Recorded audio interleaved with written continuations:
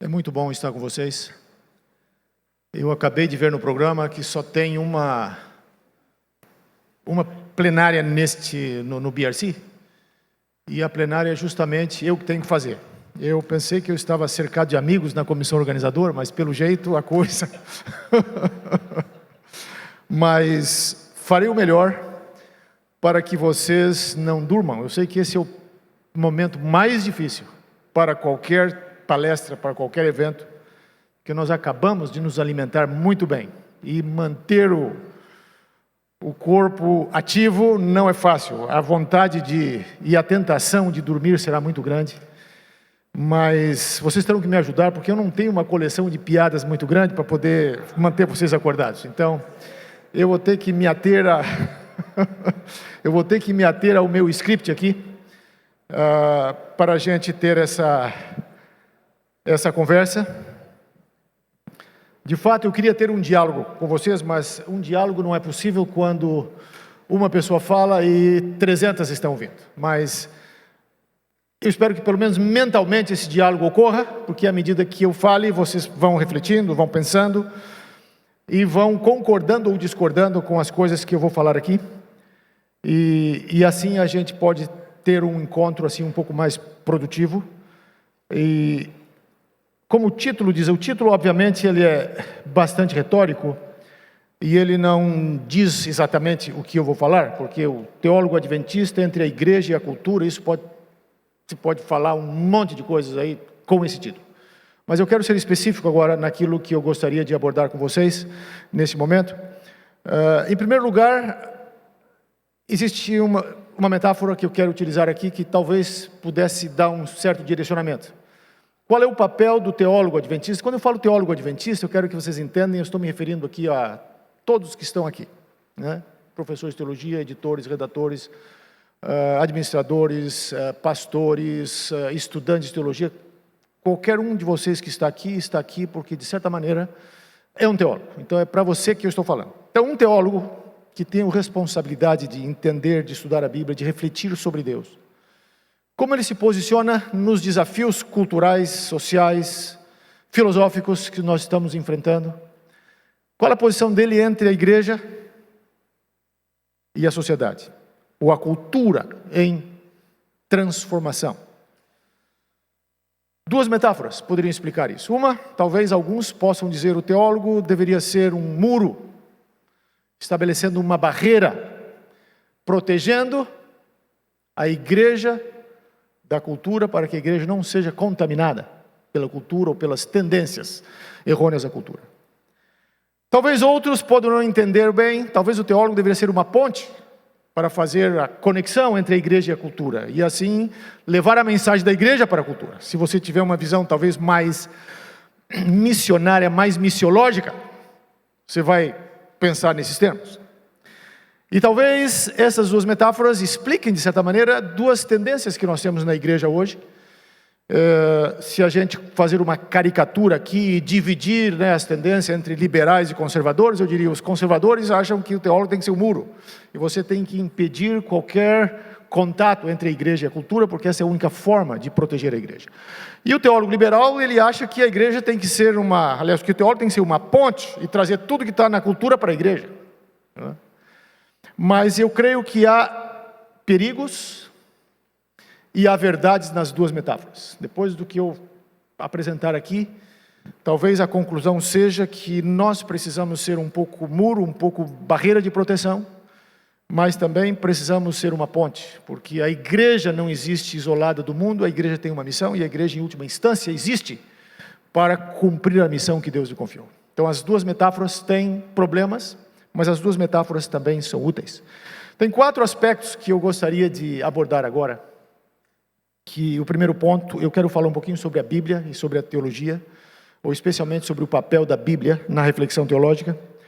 Depois eu quero falar sobre os desafios culturais do momento e como isso tem impactado, né, a teologia. Em terceiro lugar, eu vou falar um pouquinho sobre o desafio da missão e o compromisso teológico com a missão. E quero concluir cristologicamente, cristocentricamente, refletindo um pouco sobre o fato de que a nossa reflexão teológica deve estar centralizada, deve estar centrada em Cristo. Tudo o que nós fazemos, tudo o que nós somos, deve, em última instância, levar as pessoas a conhecer e a se relacionar com Jesus Cristo. Então, esses são os 4 pontos que eu quero abordar, e eu vou começar então agora com o papel da Bíblia. Eu creio que este talvez seja um dos grandes e maiores desafios que nós enfrentamos hoje como igreja, do ponto de vista teológico, que é recuperar a centralidade da Bíblia na vida da igreja e na reflexão teológica. Porque hoje nós vivemos numa cultura, num momento de relativização, em que a Bíblia tem sido muitas vezes colocada de lado, em favor de outras correntes de pensamento, de outras teorias, de outras literaturas. E a Bíblia simplesmente ela tem sido abandonada. Isto já é um fato nas denominações evangélicas liberais, eles já abandonaram a Bíblia há muito tempo.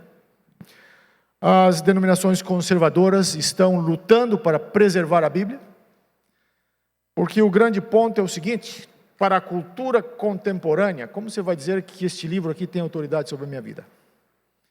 Quando um indivíduo quer fazer alguma coisa que ele gosta, como que você vai dizer para ele, você não pode fazer isso porque a Bíblia assim o diz? Não existe nada mais revolucionário, nada mais contra ou anticultural ou politicamente incorreto do que dizer para alguém, você não deve fazer isso porque a Bíblia está dizendo que você não deve fazer. E a pergunta vai ser, e daí? O que a Bíblia tem que ver comigo? Então nós, como teólogos, nós precisamos ter um compromisso inamovível para com a Bíblia. Porque no centro, e a razão é simples, no centro da teologia e da vida cristã está Jesus Cristo. Mas nós só podemos conhecer Jesus Cristo através da palavra dele, que são as Escrituras. E nós entendemos isso quando a gente estuda o Novo Testamento, na própria experiência de Jesus com os seus discípulos e todos os ensinamentos dele, a gente percebe ali quão difícil foi para eles entender e reconhecer Jesus na sua missão, Jesus na sua autoridade como Filho de Deus, porque até o último momento, até a cruz, os discípulos pensavam que ele tinha vindo para estabelecer um reino humano, um reino político. Eles só entenderam Jesus Cristo depois da cruz. E especialmente para aqueles 2 discípulos, quando ele abriu a palavra de Deus ali, né, no caminho lá de Emaús, e aí ele começou a mostrar o que estava escrito a respeito dele, nas Escrituras. Então, sem as Escrituras, nós não conhecemos a Jesus Cristo. Então, essa é a grande motivação para estudar a Bíblia. É porque através da Bíblia nós vamos conhecer quem é Jesus, que é o centro e a razão de ser da existência da igreja e o centro e a razão de ser da vida de cada um de nós, assim espero. Então, no centro desta compreensão, digamos assim, do Evangelho, está Jesus, mas para conhecer a Jesus, nós precisamos da Bíblia. Porque um Jesus sem a Bíblia não passa de um mascote, utilizado muitas vezes para defender agendas contrárias à sua própria palavra. E nós precisamos vê-lo à luz da Bíblia.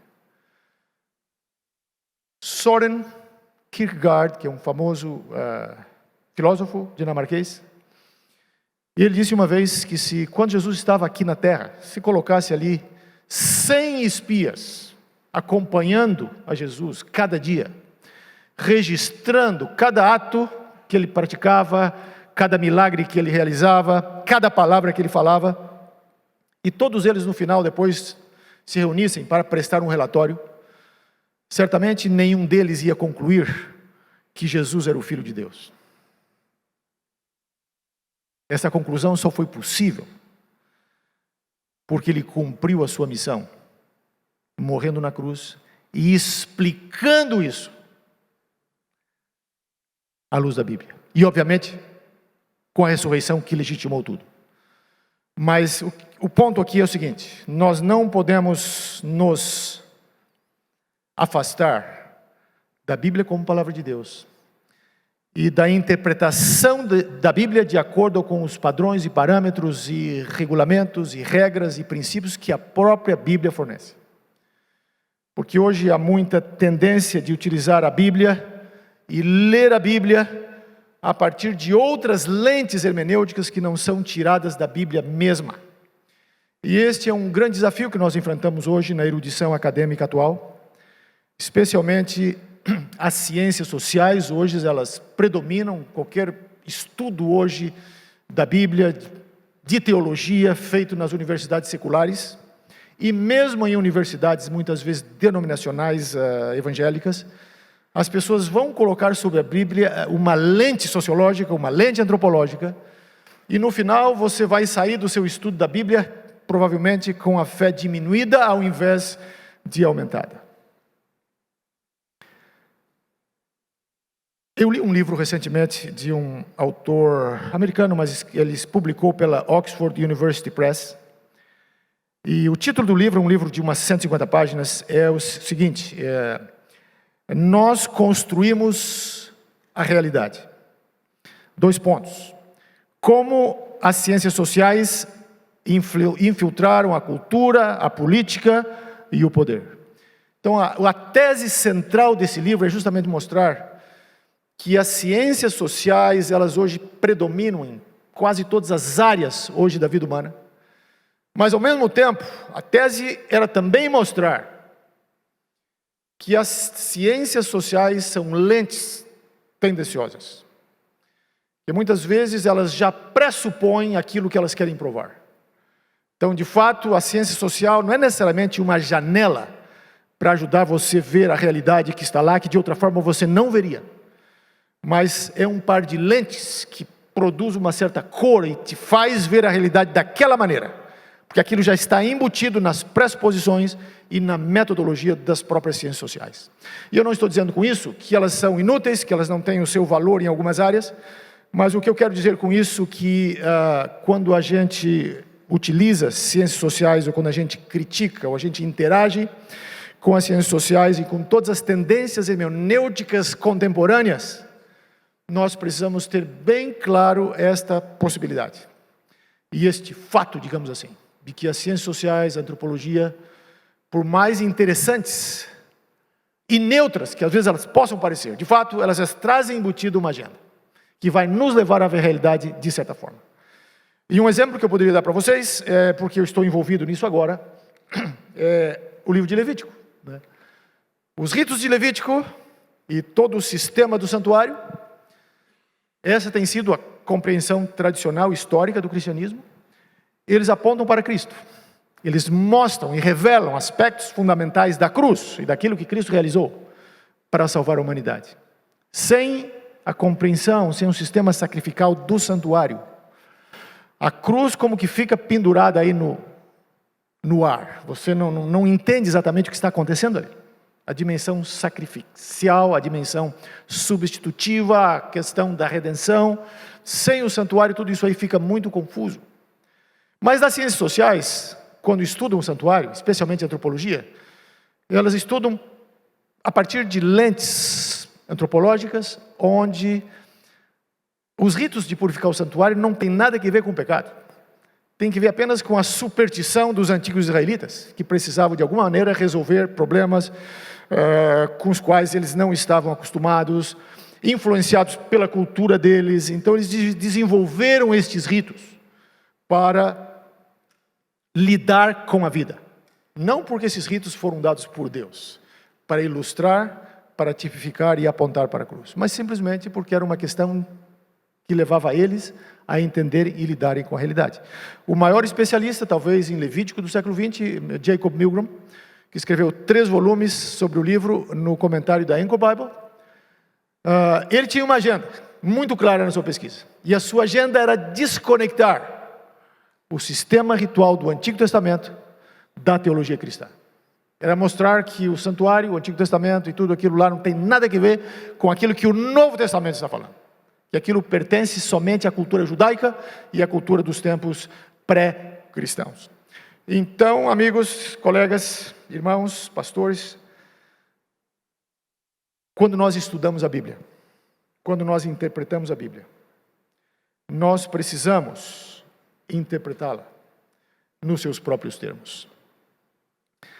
E quando nós utilizamos metodologias que são alheias à Bíblia, nós podemos cair no problema que Jürgen Moltmann descreve em uma de suas falas, em um paper não publicado, que foi citado por um ex-aluno dele, e eu vou ler para vocês aqui. É praticamente uma ilustração, praticamente uma metáfora. Então, Jürgen Moltmann está falando, e eu vou começar a citar agora. Imaginem que me ponho atrás do púlpito de uma igreja, e agora começo a proclamar o Evangelho. E a minha intenção como pregador é despertar a fé das pessoas. Mas aqueles que se sentam no banco não escutam minhas palavras. Ali está um historiador que examina criticamente fatos sobre os quais estou falando. Ali está um psicólogo que analisa minha psique, que se revela em meu discurso. Ali está um antropólogo cultural, que observa meu estilo pessoal. Ali está um sociólogo que identifica a classe social a que pertenço e como representante de quem ele acredita eu estou funcionando. Todos estão analisando a mim e meu contexto, mas ninguém está ouvindo o que eu quero dizer. E o pior, ninguém está discordando de mim, ninguém quer discutir comigo o que acabo de dizer. Fecha aspas. Então, isso ocorre frequentemente com a Bíblia. Se nós, ou melhor, a erudição secular, consegue dissecar e entender cada detalhe, cada palavra da Bíblia, cada elemento cultural que porventura está presente no texto, cada reflexo, né, da sociedade do Antigo Oriente Próximo, mas ninguém consegue ouvir o que a Bíblia está dizendo, o que a Bíblia está falando para a cultura contemporânea. Então eu creio que essa metáfora, esta ilustração, esta retórica de Jürgen Moltmann nos ajuda a ver o perigo, né, de a gente utilizar métodos para estudar a Bíblia que não são derivados da própria Bíblia, que não respeitam as reivindicações que a própria Bíblia faz e apresenta sobre a sua própria autoridade. E de fato o próprio Jürgen Moltmann, que foi talvez um dos teólogos mais influentes do século XX, ele disse recentemente numa entrevista que ele está vivo ainda, está com 90 e poucos anos. Ele visitou o Brasil, eu creio que há uns 15 anos aí atrás. E ele disse o seguinte: se eu fosse recomeçar minha teologia hoje, uma coisa eu faria diferente. Eu prestaria mais atenção à Bíblia. Claro, a nossa teologia não é a teologia de Jürgen Moltmann, ele está numa outra linha de pesquisa, de pressuposições, mas o que ele falou acho que é muito certo. E mesmo ele, com a sua visão crítica da realidade da teologia, ele conseguiu entender, aos 90 e poucos anos, de que sem a Bíblia não existe teologia que vale a pena ser chamada de teologia. Então, meus queridos amigos, colegas, pastores, estudantes, administradores, não vamos nos esquecer de que a Bíblia é o centro e o fundamento da nossa reflexão. Tudo precisa começar com a Bíblia, ser normatizado pela Bíblia, porque sem a Bíblia nós estamos aí num mar sem leme, sem âncora, soprados por todo tipo de vento, de tempestade, e não teremos rumo, não teremos onde chegar. Então esse é o primeiro ponto que eu queria destacar nessa fala. O segundo ponto, eu queria falar um pouquinho sobre os presentes e correntes desafios que a cultura contemporânea está colocando diante da igreja e diante da própria teologia, diante da própria reflexão teológica. Nós estamos hoje vivendo uma cultura, ou seja, um movimento, um momento da sociedade que nós poderemos chamar de pós-cristã ou anticristã, o que é ainda pior. E alguns historiadores e alguns antropólogos dizem que se divide a história, né, do mundo em 3 fases em relação ao cristianismo: a pré-cristã, a cristã e a pós-cristã. Então, quando os apóstolos estavam evangelizando e pregando, eles estavam confrontando uma cultura pré-cristã, que, de certa forma, estava a caminho de se tornar cristã, de receber o influxo, a influência do cristianismo. Então, havia oposição, havia perseguição, mas eles não conheciam o cristianismo. No momento em que muitos conheceram quem era Jesus Cristo e começaram a entender o que era o cristianismo, pelo próprio estilo de vida da igreja, dos apóstolos, dos pregadores, dos primitivos cristãos, quando eles viram os cristãos sendo ou dispostos a morrer por Cristo, tudo isso foi impressionando, e a igreja teve um sucesso extraordinário. Não foi muito difícil evangelizar a cultura, digamos, pré-cristã. Em poucas décadas o evangelho alcançou Roma, alcançou basicamente o mundo da época. Depois a cultura obviamente se torna cristã, com a conversão de Constantino, o Império Romano que se torna depois cristão, e todos os desenvolvimentos que nós já conhecemos aí na Idade Média. Ellen White explica isso muito bem no Grande Conflito, etc. Mas nós hoje estamos vivendo o momento da cultura anticristã. Ou seja, é um desafio talvez ainda maior para nós hoje, porque essa cultura é uma cultura que já conhece o cristianismo, mas que está rejeitando o cristianismo. E é uma cultura que coloca todas as mazelas da humanidade na conta dos cristãos. E que considera o cristianismo como princípio, como filosofia, como mensagem, responsável pelas guerras, pelas tragédias do mundo.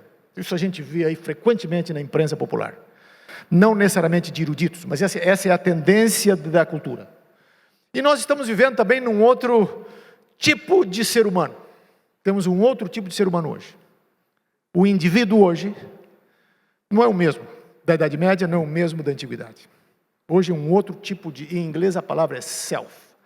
E um escritor que analisa o assunto com maestria é Charles Taylor, no livro Uma Idade Secular, A Secular Age. Então ele mostra ali como que na Idade Média era impossível não crer em Deus. E como as coisas mudam, ele vai traçando esses desenvolvimentos aí da filosofia, do pensamento, da cultura. Hoje nós chegamos a uma condição, em alguns lugares do mundo, que é impossível crer em Deus. E as igrejas então estão em muitos lugares aí, fechando, sendo alugadas para se transformarem, ou vendidas, para se transformarem em boates, em restaurantes, em albergues, em todo tipo de coisa. Porque ninguém mais vai à igreja. O cristianismo tornou-se, digamos assim, uma moda que passou. E os desenvolvimentos, digamos, da secularidade, do secularismo, são tão grandes que eles acabaram varrendo a cultura ocidental. Evidentemente que nós temos em lugares do mundo que poderíamos dizer que ainda estão na fase pré-cristã ou na fase cristã. Temos ainda esses bolsões aí. Mas se você tem celular e internet, você já sabe. E você já está sob a influência de um mundo pós-cristão, de um mundo secular, pós-secular. Existe de fato um interesse hoje na espiritualidade. Nunca houve tanto interesse espiritual aí em anos recentes como hoje. Se fala muito em espiritualidade, mas é espiritualidade desconectada da verdade. Espiritualidade desconectada de Cristo. É uma espiritualidade que o indivíduo fabrica para que ele se sinta bem. E aqui eu entro num outro ponto, ainda dentro dessa ideia do novo ser humano, do diferente ser humano que nós temos hoje, o qual nós temos que evangelizar, o qual nós temos que enfrentar, com o qual nós temos que interagir. E isto é extremamente importante para todas as áreas da reflexão teológica, mas de forma especial também para a missão. E talvez um dos indivíduos que melhor explica isso é um indivíduo chamado Philip Rieff. E ele escreveu um livro chamado, em inglês, The Triumph of the Therapeutic, ou o Triunfo do Terapêutico. Então ele fala nesse livro sobre diferentes tipos de seres humanos que existiram, né? Ele está escrevendo aí na década de 60, então ele não está muito preocupado com linguagem inclusiva. Então ele fala do homem. Fala, o homem, ele diz, no tempo da cultura grega, havia o homem político, né? A polis era importante, a identidade das pessoas era em função da polis. Depois, com o triunfo do cristianismo e tudo mais, agora você tem o homem religioso, que tem a sua vida centrada em Deus. Mas depois de Freud, depois do triunfo de Freud, e esse Philip Rieff é um dos maiores especialistas em Freud, especialmente na influência de Freud sobre a cultura, ele diz assim, agora nós temos o homem psicológico. O centro de identidade, de estabilidade deste homem é o sentimento. Porque ele não se identifica e não encontra razão para viver fora dele. Ele não se identifica com Deus, com a religião, com a família, com a sociedade, nem mesmo com a classe social. Para ele o mais importante é aquilo que ele está sentindo. Este é o homem psicológico. Ora, de uma perspectiva superficial, se você ler as Confissões de Santo Agostinho, se você ler o Salmo 51, você vai ver que mesmo os antigos tinham sentimentos. Eles tinham emoções. Só que há uma diferença. Você vai a Paulo, Santo Agostinho, Lutero, ou voltando um pouco, Salmo 51, Davi, todos eles expressam esse sentimento, essa angústia psicológica, muitas vezes, senso do pecado. Mas tem um detalhe. O sentimento está subordinado à Bíblia, o sentimento está subordinado à verdade, está subordinado a Deus. Deus tem a palavra final. O homem psicológico, o ser psicológico com o qual nós convivemos hoje, o sentimento é a autoridade final. E ele vai julgar tudo pela forma como ele se sente. Se ele se sente bem, está bom. Então ele vem na igreja, gostou da igreja, ele vai permanecer. Se ele não gostou, ele vai procurar outra.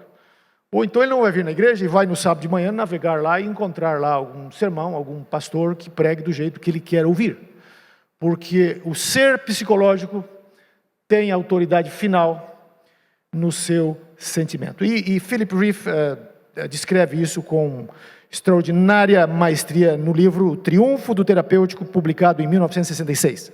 Mas mais recentemente, um autor evangélico publicou um livro muito importante, que eu acho que, na minha visão, talvez seja o livro, nesta área, mais importante dos últimos anos, que é Carl Trueman, e o título do livro que ele publicou em 2020 é O Surgimento e o Triunfo do Moderno Eu ou do Moderno Self.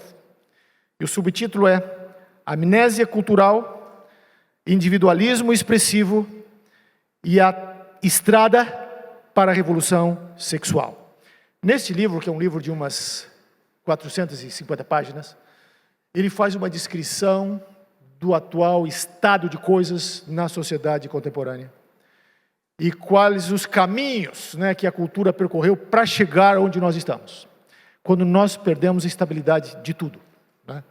Porque a coisa mais estável que uma pessoa hoje secular poderia ter seria o seu próprio corpo. Mas mesmo o corpo hoje é instável. Porque há algumas décadas no passado, se uma pessoa fosse procurar um médico e dizer o seguinte: doutor, eu sou homem, mas eu me sinto mulher, eu tenho um problema mental, eu me sinto como se eu fosse uma mulher aprisionada no corpo de um homem. O que o médico diria para essa pessoa? Tem alguma coisa errada com a sua mente, vamos tratar o seu psicológico e vamos corrigir isso. Mas hoje é diferente. Quando uma pessoa procura um médico com essa preocupação, o médico vai dizer: o seu corpo está errado, vamos mudar o seu corpo. Vamos fazer uma cirurgia, vamos tirar o que não deve estar lá e vamos colocar outros pedaços aí. Se vai funcionar bem ou não, não importa muito, mas é assim que funciona a cultura contemporânea. O próprio corpo, que seria a estabilidade mais, digamos assim, elementar, desapareceu. A própria identidade. Então, alguns hoje já proclamam que quando uma criança nasce, dizem que o médico, então, atribui um gênero à criança. Pode o médico dizer: este é um menino, esta é uma menina, isto é arbitrário. Mais tarde, quando essa criança amadurece, então ela deve decidir o que ela quer ser. Então esses são situações que nós enfrentamos hoje na cultura contemporânea que estão afetando a vida da igreja, afetando a teologia de uma forma como nós jamais imaginaríamos em décadas passadas. Jamais sonharíamos que isso ocorreria, mas isso está ocorrendo hoje. E o que nós podemos fazer? Acho que a primeira coisa que nós temos que fazer é saber o que está acontecendo ao nosso redor. Porque a filosofia do avestruz, que dizem que quando ele sente que está correndo risco de vida, ele enterra a cabeça na areia para não ver o que está acontecendo, não funciona. Então nós precisamos ler sobre o assunto, entender o assunto, e sobretudo ajudar aquelas pessoas às quais Deus nos colocou no caminho para influenciar. Sejam professores, aqueles que leem os nossos livros, aqueles que de fato dependem de nós para algum conselho. Nós precisamos saber o que está acontecendo na sociedade e precisamos avaliar isso de uma forma bíblica para que a gente possa, de fato, fazer a diferença. Que do contrário, eu vou dizer para vocês, essas ondas virão e elas vão varrer a igreja como estão varrendo a sociedade. Nós já estamos sentindo isso nas nossas próprias instituições de ensino, em alguns lugares, próprias universidades, porque hoje, o aluno de hoje é diferente do aluno de ontem. O aluno de hoje é uma pessoa sensível. Se você dizer para ele, isso que você está sentindo é pecado, a Bíblia não aprova, ele vai se sentir ofendido.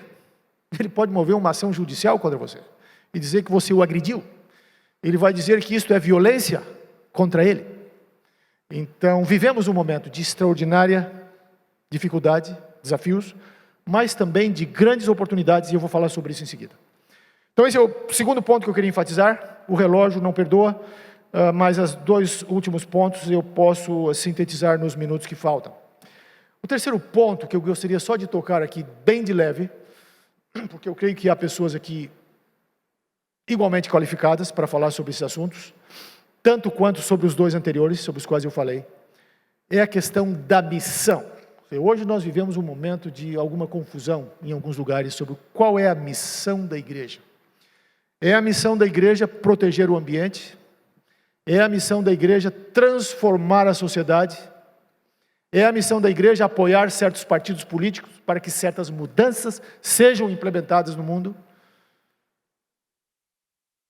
É a missão da igreja resolver o problema da fome no mundo. Hoje existe tremenda confusão missiológica em definir e entender qual é a missão da igreja e qual é a missão do cristão, qual é a nossa missão, obviamente. Porque nós somos parte da igreja e nós temos a missão da igreja, é também a nossa missão. E aqui eu quero apenas fazer algumas considerações bem breves. Como nos outros temas, a missão da igreja precisa ser definida biblicamente. E biblicamente, a missão da igreja, ou missão, é ir ao mundo, proclamar o Evangelho de Jesus Cristo, no poder do Espírito, persuadir homens e mulheres a se tornarem discípulos de Jesus, e levá-los a se tornarem membros fiéis da igreja remanescente de Deus, para que possam adorar ao Senhor e obedecer aos seus mandamentos para a glória de Deus. Isso é a missão da igreja. Se você analisar todos os textos do Novo Testamento que falam sobre missão, onde Jesus dá a missão tem um conteúdo. Esse conteúdo é Jesus Cristo e a sua obra por nós. E a missão é ir e proclamar. Isso não significa que os programas sociais da igreja, tudo o que a igreja faz para minorar o sofrimento da humanidade não tenha valor. Tem valor. É importante. Precisamos continuar fazendo isso. E muitas vezes este é o único caminho para que a gente atinja o coração das pessoas. Mas tornar essas coisas na missão da igreja cria uma distorção. Porque, em última instância, toda a atividade da igreja, toda a atividade missiológica, missionária, precisa levar as pessoas a ter um encontro com Cristo e tomar a sua decisão.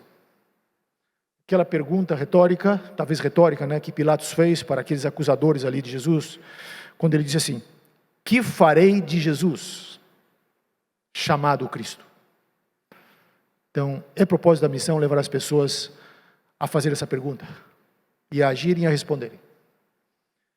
Depois que a gente fez todo o trabalho missionário, pelo menos, apenas missionário, mas qualquer atividade, seja ela social, seja ela de ir lá no hospital, dar flores para os pacientes, de ajudar as pessoas. Se a gente falhar em levar a pessoa a ter um encontro com Cristo e mostrar que existe um Cristo que morreu para salvá-la, a missão foi incompleta. Então, esta é a missão do ponto de vista bíblico. Eu sei que muitas pessoas não gostam de ouvir isso, e talvez em alguns lugares, aí, se eu falasse isso, eu seria apedrejado, mas eu acho que aqui o ambiente é mais amistoso. Então, eu estou falando, mas isso é missão. Missão é levar as pessoas a ter um encontro com Jesus Cristo. Se a gente falhar nisso, a missão estará incompleta. Finalmente, a nossa reflexão, a nossa teologia, precisa ser uma teologia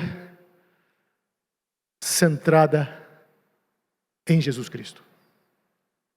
Nós temos muitas competições no mundo hoje. É muito complicado hoje você muitas vezes até atrair pessoas para a igreja, porque você tem que competir com outras atrações da internet. Quem é professor sabe hoje, dependendo do nível, dependendo da área, dependendo da aula, quão difícil é atrair a atenção dos alunos para o que você tem que dizer. Porque eles têm internet, eles têm o Google, eles encontram o que eles querem. E para, em certos ambientes, contar uma história da Bíblia para as crianças é complicado, porque elas estão tão hiperativas, tão acostumadas à tela de computador, que muda a todo momento, que é muito complicado, porque nós temos competições de todo tipo com o Evangelho. Mas eu quero dizer uma coisa para vocês: não existe nenhuma competição para Cristo. Quando nós tornamos a Cristo o centro da nossa mensagem, da nossa proclamação, da nossa reflexão, a vitória está assegurada. Filipenses 2,9 diz: por isso também Deus o exaltou sobremaneira, e lhe deu o nome que está acima de todo nome. Então esse é Jesus. Quando a nossa reflexão teológica leva as pessoas a Cristo,